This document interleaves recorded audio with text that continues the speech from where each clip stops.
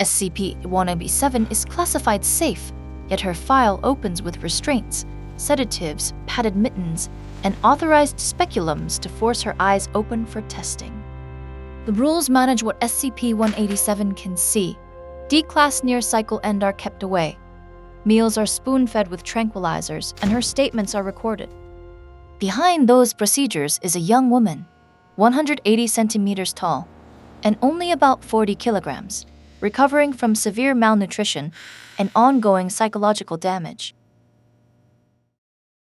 Her anomaly is double vision in the literal sense. Whatever she looks at appears as it is now, and as it will be after a significant change. In testing, she could not tell which D-class would change clothes, but she could identify which one would be shot because the injury was already visible to her. The limit is just as important.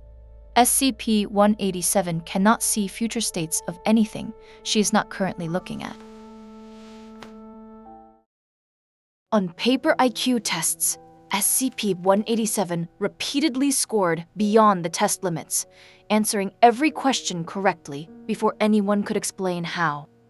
The reversal came on a computerized test. Without future marks on paper to see, her measured IQ was 97. Even tests in languages she did not understand showed correct future answers, creating an ontological paradox the source leaves unresolved. Around people who will soon die, she sees both the living person and the dead or decomposing future body, depending on how far ahead that death is. Meal protocol became part of containment. She's blindfolded, limited to 15 minutes, and placed where she has predicted no significant change. When SCP-187 said a doctor was not wearing her wedding ring, the ring was still there. The next day after divorce, it was gone. D-161 was first seen by her as swollen. Later, the source says he was exposed to vacuum after being sent through SCP-1. With D-16198, she gasped and cried that he was going to die, describing a massive wound before his later death by gunfire during an escape attempt. The article only implies causality. D-16198 may have tried to escape because of her screaming, making the warning part of the future it reported. D-16106 brought another panic. She saw the future loss of his legs before he was killed during a redacted SCP escape.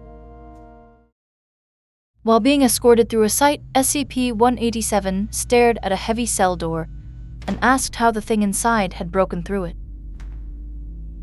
Dr. Klein alerted security. 17 hours later, the redacted Keter-class subject broke out, and an armed response team was ready.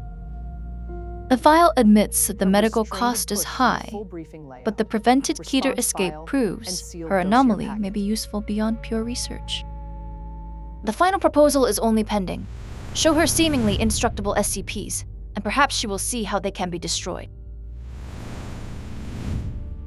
SCP-187 take remains safe because the person is contained, not because the site is harmless. Using that site means risking a future the Foundation helped cause.